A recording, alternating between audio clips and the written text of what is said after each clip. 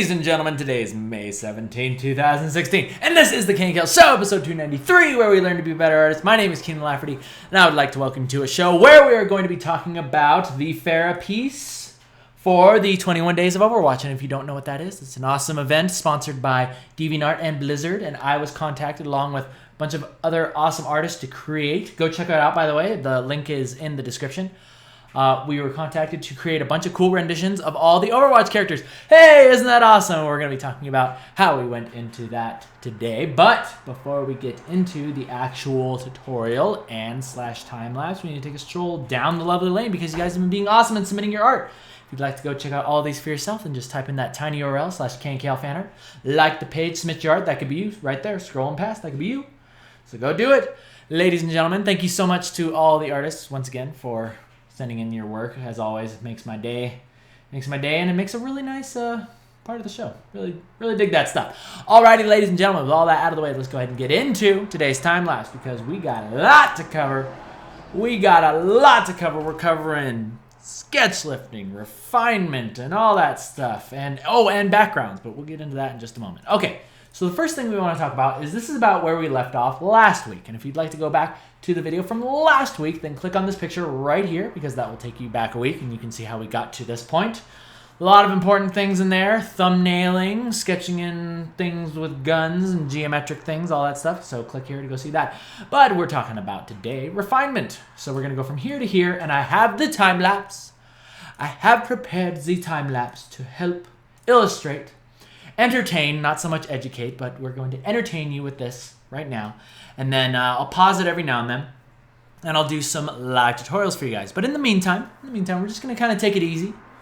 And I'm going to tell you about my thought process as I was creating this picture and kind of what I was thinking of as we go through this. And this is really good because I'm going to be refining the face, and I'm going to do a live tutorial of actually refining a face in just a moment. But I want you guys to pay attention to all the different versions, or how many times I basically repaint this face. I want you guys to watch very closely how many times I repaint this face, because it's very important that I always get my characters' faces right. It's always it's something that I'm always watching out for. Especially whenever I create a sketch that I really like. And in this case, the beginning sketch of Pharah, I really liked. It had a certain character to it, yet just enough of that comic style injected into it. So it looked fresh, yet familiar. And I really wanted to preserve that. And this is always the battle. This is always the balance, right? The yin and the yang coming together when you have to basically refine your piece without losing the original expression or the character that was found in the original sketch. And this is something that I always battle with. It's something that I constantly see certain artists kind of battle with. Or not like certain artists, but like all artists, right? All artists, they create a sketch and, or especially in a sketchbook, they'll say, oh, I really like this sketch that I did in my sketchbook, but I scanned it in, put it into Photoshop, and then everything just seems to like stiffen up. Like the face, like the expression just seems to stiffen up. And I loved this old sketch, right? I love the expression. I love the character in the sketch. We're going to talk about why that happens and possible ways that you can avoid that and help to kind of combat that. All right. In fact, let's get into that right now. Why the heck not? Why the heck not? Let's go ahead and just pause this, zoom this back out because we are awesome and we remember how to do everything right. Remember how to do everything right on this show. And let's talk about some refinement. All right. So let's go ahead and zoom in on this. So here's a good example. So take a look at here. So when I go back and forth between these two refinement layers, do you notice how the face has become sharper? It has become clearer. Yet it still exudes the same expression, still has the same character kind of coming through. There are some minor adjustments, but overall it feels the same. This is what we are trying to go for. And constantly as I am doing my overpainting, or basically like my line sculpting refinement technique, I switch back and forth between layers to make sure that this is the original, like I'm still preserving that original sketch, that feeling, okay? But let me go ahead and do this real time for you guys, and let me show you how I do this. Because I'm sure everybody's gotten to this point, you got some values laid in, but see how it's all still very messy? There's a lot of work that still needs to be done here. So let's go ahead and get in there, and let's do it real time. Okay, so lesson one for refining pictures. You wanna know the difference between an amateur and an amazing artist? Well, the difference is actually very simple. All you gotta do is just refine your edges. That's all it is. The difference is between cleaning up the artifacts around the edges of your lines or leaving them there. If you leave them there, you're an amateur. If you take them away, you're all of a sudden a professional, okay? So there you go. I divulged the secret. You can't tell anybody. You learn to hear first, okay? You learn to hear first. Actually, you should tell everybody because I see too many artists that just don't refine their lines enough. So get in there and do it, okay? Okay, so there you go. That's the difference between amateur and professional right there. Boom! Lesson 1 done. Okay, but that covers the outside shapes. Let's talk about the inside shapes. How do I go about doing that? And there's two major steps. There is refining said shape, like let's start with this tattoo on the eye here. So notice how I'm doing the same thing. I'm refining the edges of these shapes. And again, it's all about those edges. So I'm getting in there, painting this in, painting that in, right? Get a little shine on there. Shine on. And then we go, put some eyelashes in there. Very good. But the whole time that I'm doing this, right, we're going to start encroaching upon that territory where we, what's the word? What am I looking for? Or we start to change the face a little bit too much. We might start losing the character a little bit, right? We're going to begin losing the character a little bit. Possibly. But don't want to ruin the ending, but may possibly just do that, okay, right? Because we're like, oh, I know how to paint lips. Well, lips look like this, right? You get in there and paint the lips and go like that, and then boom, there you go. Actually, lips don't look like this, but for demonstrative purposes, I always forget to say it that way, demonstrative, like a monster. But for demonstrative purposes, we're going to paint the lips like this. And then we're going to paint the nose like this, and we put a nice little thing in there, right? And we're refining things, but we are changing a little bit too much of the character that we liked in the beginning. Oh no, and before you know it, you click off this layer, and it's completely changed the face. This is not the original Pharah. This is not the Pharah that we fell in love with. What the heck happened to her face? This is not right. Not only is this anatomically incorrect, but clicking this on and off, we have lost expression, we have lost character, and we have stiffened up the face in wrong ways, many, many wrong ways. So here's how you combat that. First of all, you should be working on a separate layer. You should be working on a separate layer first of all, right? So you can click on and off, click that eyeball, poke that eyeball, make it disappear, on and off, and then you say, interesting. So what are we actually losing here? What are we losing? Well, there's a difference in the lips, and this is where it comes in handy to go in there and just erase. You can erase the work that you've done on that layer and say, okay, let's go back and try those lips again. Okay, so the reason why I like them was because we had this nice thick shape right here, nice thick shape right there, and then the lips come down, right? The lips come down, but we don't want to extend them too far, right? Then we got this shape here, and there you go. And oftentimes, guys, I'm going to give you a little bit of a spoiler. Oftentimes, I've found that the reason why the faces end up looking a little bit too weird, when your faces start looking too weird, is because you're trying to define it almost too much. You're trying to, there's a simple solution and you're taking the hard way out, right? You're taking the hard solution.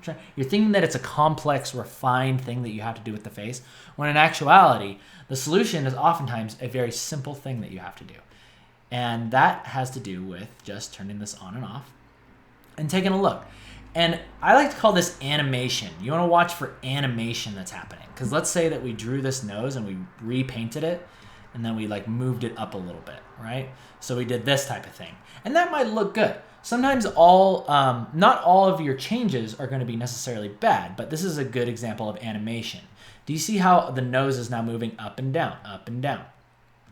Now, I try to stay away from this. I try to stay away from said animation because it means that you're changing the face. It means you're changing the face from the original sketch that you liked.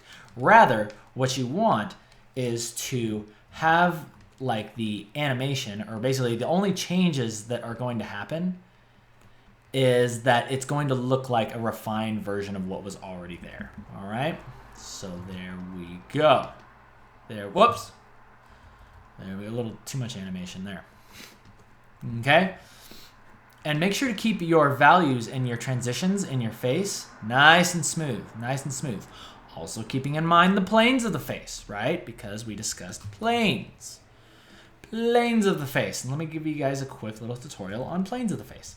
So all of the planes that are facing towards you, such as here and here and here, all this stuff, this whole area, notice how that plane is facing directly at you. And because I like to light all of my pieces very simply, a lot of my characters feature front ambient lighting. And so that means everything that's facing towards you is going to be a lighter value. But then look at this. As things start to turn away from you, say as like up in this cheek, right? It's like rounding away. It's rounding over to this point, and then it opens up again, and it goes back to this plane, right? This plane is now facing you again, right? That's lighter. But here it's darker because it's moving away, turning away. And a good example of this is, just go ahead and take a look at my awesome face, right? Because see how, because we have this light, this ambient lighting from the window behind the camera, which is basically your eyeballs facing directly at me, you notice how as my face turns away from that light, all the planes that turn away, such as my nose, my cheeks, and jawline, and my neck, you can see that they start to become darker in value. And that's why I like to light a lot of my characters from the front, because it's very easy to remember that. Everything facing towards you is light, turning away gets dark. All right. So let's go ahead and call that good for now. So that is my tutorial on that, guys. So you want to remember, refine, but don't get too much animation in there. Don't try to redefine everything. You're just trying to smooth things out, clean up edges, cleaning your edges. All right, and then eventually you'll get to this point. See? Basically, there are some changes, slight changes that I made, but overall, it's the same face that we know and love. Same face that we fell in love with. All right, let's go ahead and get back to the time lapse. Now that you guys know my refinement technique, see if you can pick it out. Even though this is moving in hyperspeed, see if you can pick it out. And let's go ahead and move on to the next part. This will demonstrate a little bit better. Because now we're going to begin refining the armor, which was a ton of fun. I actually really like her armor because it reminds me a lot of a certain somebody. Farah's armor reminds me a lot of a certain somebody that I really like, one of my favorite video game characters of all time, Samus Aran. It's basically Samus with a blue color scheme and like these giant wings on the back. So, yeah, needless to say, I really like this armor. And but you know what I don't like? I don't like how, even though I'm happy with how it turned out, drawing this gun in perspective was such a pain. It was such a pain in the butt. But of course, I showed you guys how I laid that out. You guys might think that I used a 3D model here, but I actually didn't. I drew it all from learning about how to draw things in perspective, man-made objects in perspective. And you guys can see how I do that in last week's episode as well. So, but this was such a challenge. I'll say it was a challenge. Not a pain, but a challenge. It was a challenge that I gladly undertook because I decided to draw Pharah from this angle. So, of course, we had to draw the arm, like, coming at you. Of course, I was really excited to have the arm, like, in your face, like, going towards the camera. And then just this really cool shot of just, like, it going up her arm and then her holding the gun above her head. I just saw it as being a very, like, powerful pose. And just, I'm always a big fan of putting the camera close to the character so that way we get that cool, like, foreshortening effect and that perspective and all that stuff, the dynamic angles. It's probably a little bit of that League of Legends stuff still stuck with me. Well, let's go ahead and fast forward it a little bit because I think I took a coffee break here. There we go. All right, so coming back. But yeah, take a look. You guys can see how I go about from taking things from their original sketch phase and then going in there and then, first of all, defining those outer edges. Look at all the edges around this gun. See how they're all very, very sharp. Very, very sharp. That is step one. That's how you look professional. Then the second step is you go in there and you do all the actual hard stuff, but doesn't really contribute that much to the piece, and that is the defining of the things on the inside, defining the shapes on the inside. But I think it's really strange how people do that. They'll always trace the silhouette of the character first. They'll trace the silhouette of your shapes of the piece first, and then determine if it is a refined piece or not. So use that to your advantage, guys. Use it to your advantage. Have those clean outlines, clean silhouettes. And you can see I'm over here like fudging the gun back and forth, figuring it out because we're using Photoshop and we can do that. You would be amazed at how many times I'll be working on my sketchbook and I kid you not, I'll have my pen in hand. I'll be making something in my sketchbook and then I will do the the movement for Control Z to like go back.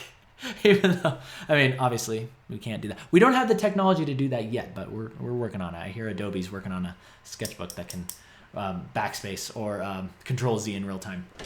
Control Z off the paper. Wouldn't that be awesome? So anyways, yeah, checking my perspective here. See, look at that. Checking the perspective. Checking my ellipses. Because this gun was one heck of a time. It was one heck of a time. I'm really happy that it's done. I'm still happy that it's done. Just looking at this makes me happy that it's done. Alrighty, ladies and gentlemen. So let's go ahead and fast forward it just a little bit more because we got to get on to the next part, the next most important part, and that is sketch lifting. Sketch lifting, because I've told you guys many times about this technique, and you guys get to watch it in real time. Real time. I will show you once again because many people ask about it over and over again, and I figure it's worth a do-over. It's worth showing it every time just because it's such an awesome technique and it saves so much time. All right. Yeah. So let's move on to this next piece here. Oh, crap. Hang on just a second while I slyly pull up something that should have already been up. There we go. All right. All right, there we go. So now that's ready to go. Let's go ahead and zoom that out. And let's talk about sketch lifting, folks, because that's what I'm going to do right here. So, before we do that, let me actually just get to that point. So a little bit more refinement that's happening here. But overall, you can see that obviously we've been working in black and white up until this point. And we want to get our picture to a point where we are ready to sketch lift it. And that has to do with see all the parts that are white, right? All the parts that are white and gray, basically we are going to turn them into an alpha. So the lighter our value is, the more see-through it is going to become. And that's going to come in really handy for what we're going to be doing next, where we are going to be dropping the colors behind our lines, coloring that stuff in, and then we are going to then commence going in front of the lines, coloring them and doing overpaints. But that's for the final episode. Right now, let's take it one step at a time. Let's go ahead and do some sketch lifting. All right. So let me go ahead and describe to you guys what that actually does. So let's zoom this out. And let's talk about sketch lifting. Okay, so we have our good old black and white picture. But what we want to get is something more like this. We want to get something where our line work has now become a transparent version of itself. Because remember, up until now, we've been painting with blacks, we've been painting with whites, painting with grays, and all that stuff is nice, but none of it has an alpha to it. So I'm going to show you guys right now how to take a picture such as this right here, or actually this right here, right? So see how everything is laid out in perfect black and white. We have our characters separate from the background, and everything is ready to be lifted up, okay? And sometimes you have to do a little bit of adjusting, right? Because I think before, yeah, you can see I actually adjusted the values here, or the contrast rather, to be a little bit more straight black and white. And so all I did was I took this one and then I went into image, adjustments, brightness, contrast, turn up the brightness, turn up the contrast. You want to get it so that way your lightest points are perfectly white and then your darkest points are nice and dark, right? That'll really, really help you out. So something about like that. Looks good. Okay? Then you're going to direct your attention right down here to your Layers tab. And you're going to click Channels. And if that isn't appearing there, then don't worry because you can go up here to Window and then just click Channels and it'll take you to the same thing. Oh, whoops, or it'll just completely delete it.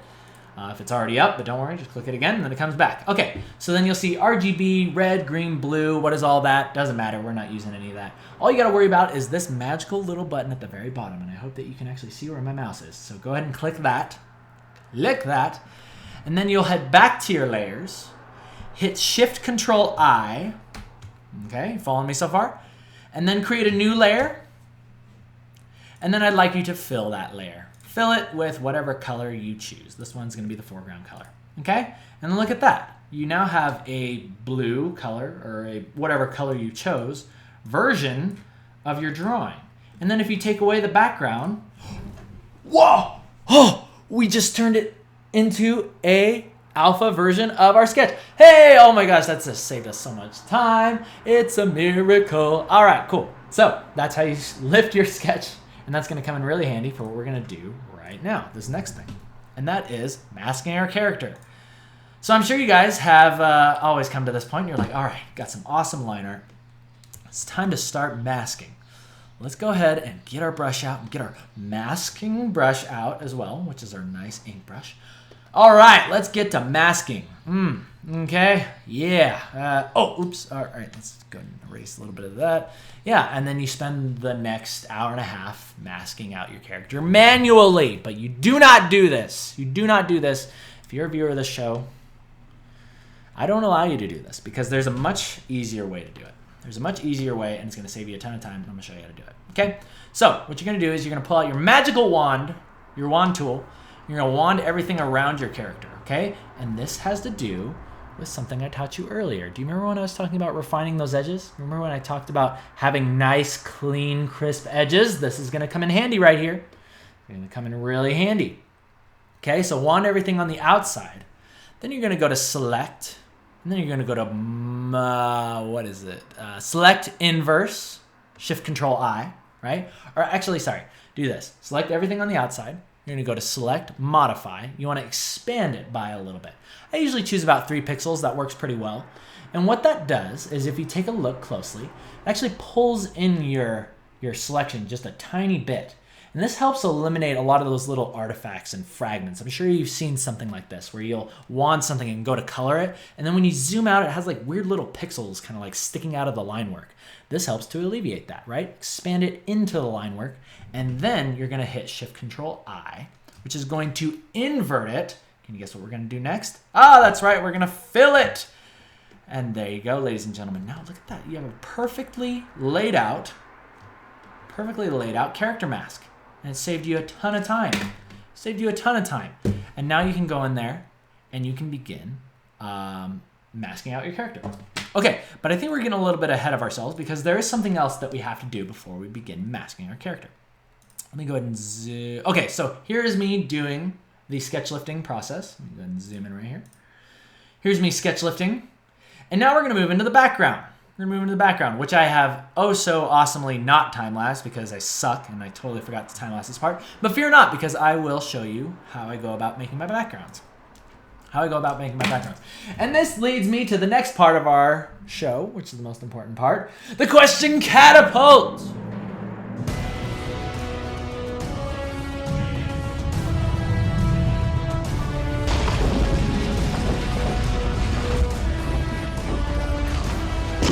All right, ladies and gentlemen, it's time for some questions.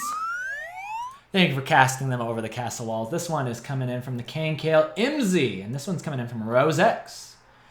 And RoseX is asking, hello, it's been a while since I posted here, but I want to know about backgrounds. I want to go into more detail about the actual setting, how do you decide how to make it look, what colors to use, adding little details, etc. RoseX, I am more than happy to describe that to you, as well as do a little tutorial on that. All right, so here is the actual background of the Pharah piece, right? But you'll notice something. Hey, it's only black and white. Why is that? Well, that's how I want you guys to start to begin your backgrounds, okay? And because I did not time-lapse it, let me do a little bit of a quick tutorial for you on this. Quick little rule of thumb, okay? So as things get closer to you, I don't know what this is, by the way. This is totally covered by Pharah, so I didn't really worry about it, right? There's certain things about the background that you don't need to worry about because your character will be covering it. But in general, as things get closer to you, you want to think about atmosphere. Do you ever notice how you see those photos of mountains, right? You see those photos of mountains, and the first mountain is like really dark. And then as the mountains go back in the distance, they become lighter. Now, why is that? It's because as things go into the background, let me go ahead and zoom in on this, right? So you can actually see it. So look at this. You would look at this and say, okay, well, which one of these objects is closer and which one is further? Well, obviously, I mean, they're overlapping, so you can see that too. But more importantly, as they go back in the distance, as they are going back into the distance, they get lighter. And that has to do with atmosphere, ladies and gentlemen. Atmosphere. So as things are further in the distance, there's more air particles between your eyes and the actual object. So that allows them to actually become brighter or a lighter value. Actually, it's not necessarily like brighter, but whatever color your sky is, and in this case, it's a bright blue, your objects, as they go into the distance, and totally sorry for the freaking garbage truck or whatever the heck that was that just drove by. As things go into the distance, they become more the color of the background, or of the atmosphere. Okay? So, and as they get closer, right, the shadows will become darker. Whoops. As they get closer, the shadows become darker. Let's go ahead and zoom this in a little bit. Okay. So that is step one.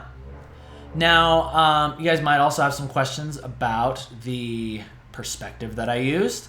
I'll be honest with you, this was completely eyeballed. This perspective was absolutely eyeballed.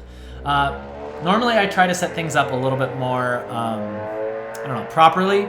And I have done a video on how to set up perspective properly, but there are certain times where you can cheat it.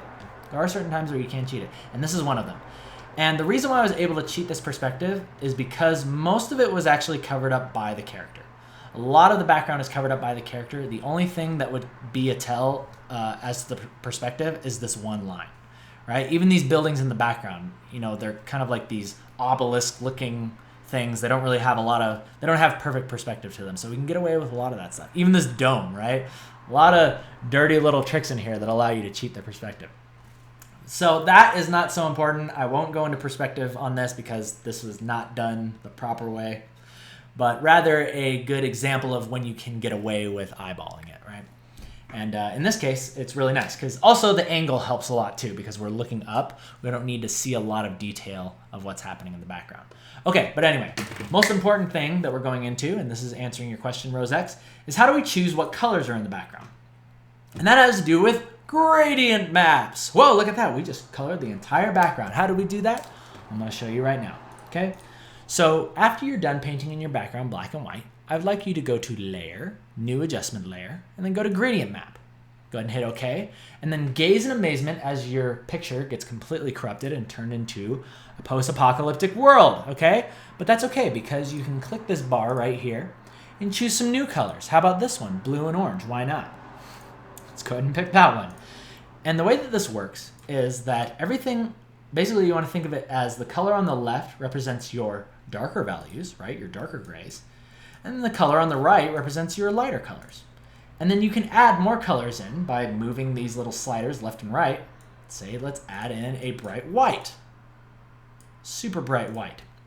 And the reason why I like this is because as you adjust the sliders, like let's say you move more of the sliders to the right, this makes your exposure or well, you can call it exposure, but like your colors being used, it makes it like a darker piece. And then if you want it to be lighter, you move the sliders to the left. Wow, isn't that interesting?